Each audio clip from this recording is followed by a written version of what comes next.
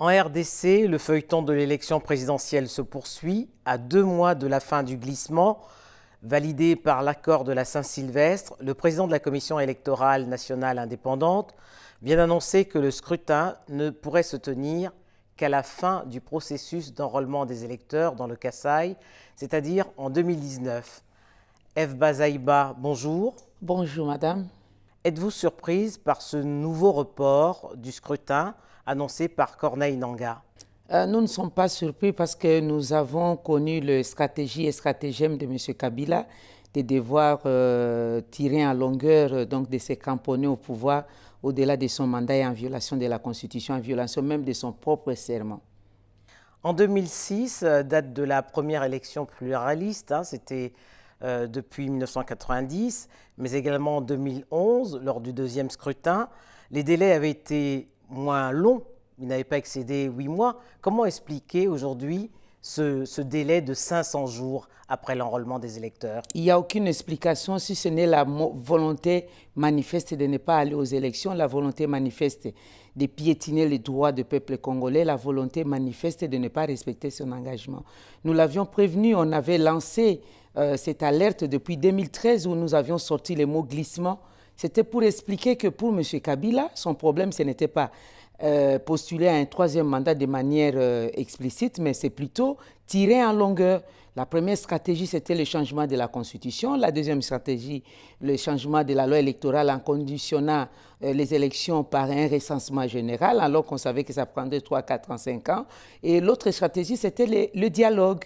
Donc, comme c'était difficile de dire non au dialogue, on a eu du mal à expliquer à l'opinion tant nationale qu'internationale que dialogue pour Kabila signifie asseyons-nous, parlons et partageons le pouvoir. Parce qu'il nous a envoyé des émissaires pour dire qu'il n'était pas prêt pour partir. Alors, nous avons fait un effort avec le Front pour le respect de la Constitution et d'autres compatriotes pour le ramener au respect d'engagement, tout simplement. Prouver à travers le monde que l'enjeu au Congo, c'est la fin du mandat de Kabila. L'enjeu au Congo, c'est le retour à l'ordre constitutionnel. Parce que là, il nous a fait reculer de plusieurs années en arrière. À ce stade, toutes les institutions de la République, ici, des élections de 2006 et 2011, sont dans l'illégitimité. Et c'est très dangereux parce que le Constituant l'avait prévu que les crises successives dans notre pays, et même la cause de la guerre, c'est l'illégitimité des institutions et de leurs animateurs. Voilà. Mais au final, est-ce que les médiations menées par l'Union africaine, mais également par la conférence des évêques, auront servi à quelque chose? C'est dommage que l'Union africaine a essayé de faire de son mieux. Malheureusement, nous avions dit que si on suivait M. Kabila dans la voie du dialogue, c'est tout simplement pour aller l'accompagner dans sa volonté d'aller au-delà de son mandat. C'est pourquoi nous avions refusé ces dialogues politiques. Nous réclamions, nous, une réunion technique pour montrer que le prétexte, les contraintes budgétaires, les contraintes sécuritaires, etc., ne sont que des prétextes fallacieux et qu'il fallait aller rapidement aux élections. Bon, nous avons répondu à l'appel de la SENCO qui a fait de son mieux, mais vous avez vu, même l'accord de la Saint-Sylvestre qui était une exception à la règle, parce que la Constitution, le mandat de Kabila s'est terminé depuis le 19 décembre 2016. Donc c'est de manière tout à fait exceptionnelle qu'il y a eu ces sursis-là, je peux appeler en ces termes, pour que nous puissions avoir les élections au plus tard décembre 2017. Eh bien, les voilà qui surgissent. D'abord, ils déstabilisent tous les partis de l'opposition avec les dédoublements. Le MLC a fait un effort pour arracher son identité et il commence à amener maintenant des tentatives pour les référendums, des tentatives pour aller aux élections au-delà. Il y a les conflits dans le Kasaï qui est monté de toutes pièces, faute de la mauvaise gestion du pouvoir coutumier par le pouvoir politique.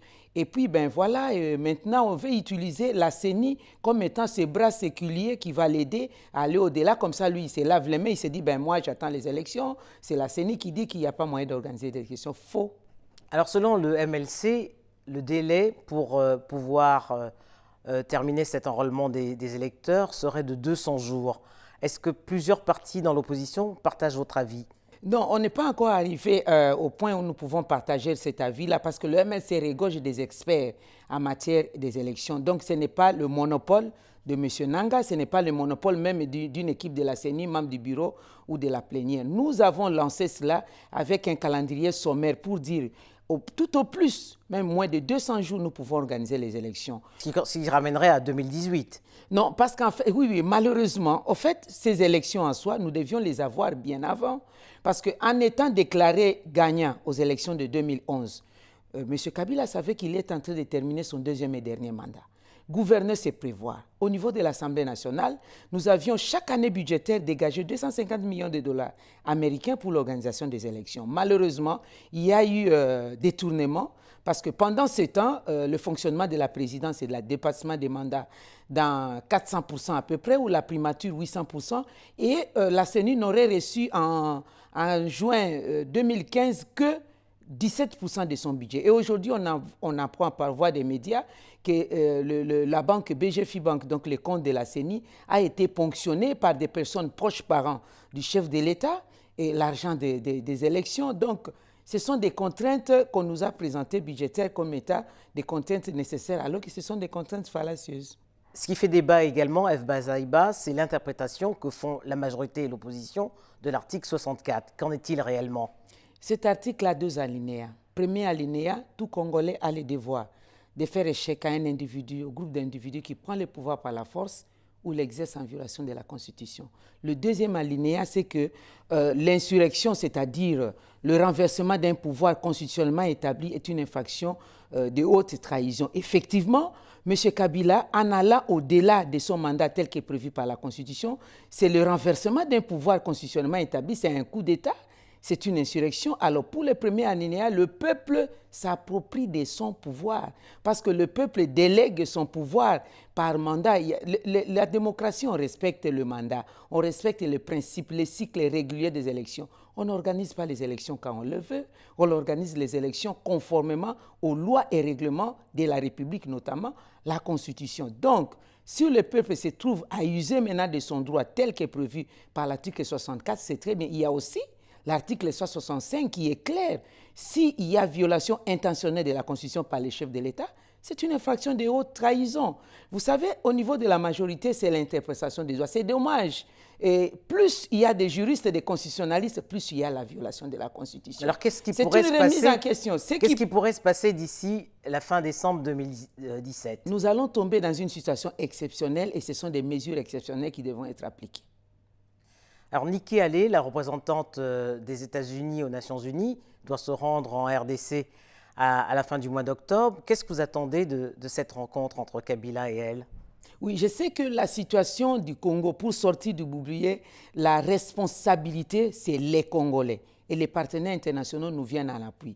Madame Nikki, elle est américaine, membre du Conseil de sécurité des Nations Unies. Nous avons bénéficié de 2 résolutions pertinentes du Conseil de sécurité, la 2277 et la 2348, qui nous donnent le droit d'être bénéficiaires d'accompagnement de ces processus démocratiques par la communauté internationale. Nous pensons que avec encore faut-il qu'il y ait un interlocuteur en face. Exactement. Donc, nous pensons que les États-Unis, comme d'autres pays membres du Conseil de sécurité, surtout les membres permanents, vont devoir accompagner l'application de ces résolutions parce qu'il ne suffit pas de voter une résolution, mais il faut encore suivre son applicabilité. Sinon, si M. Kabila se donne le devoir de faire fi à son serment, de faire fi même aux résolutions du Conseil de sécurité, là, on y va pour la gloire. Le monde est régi maintenant comment? On doit tenir compte aussi de ces aspects-là. Donc, les Congolais, c'est dommage que nous reculons. On continue à tourner en rond. Nous parlons encore des discussions sur le partage du pouvoir, les discussions sur les élections, alors que le Congo a une grande responsabilité dans le monde pour booster le développement. Qu'est-ce que nous attendons? Nous regorgeons des potentialités que nous sommes incapables de les transformer à une richesse qui va aider non seulement les Congolais, la région, mais aussi le monde entier. Le monde nous attend au rendez-vous du développement pendant que nous nous traînons les pieds à discuter des questions inutiles d'organisation et d'exercice du pouvoir, alors que nous sommes supposés avoir un cadre qui régit l'organisation et l'exercice du pouvoir. Dernière question, F. Bazaïba, la RDC vient de faire son entrée comme membre de la Commission des droits de l'homme au sein des Nations Unies. Vous comprenez la colère des ONG congolaises?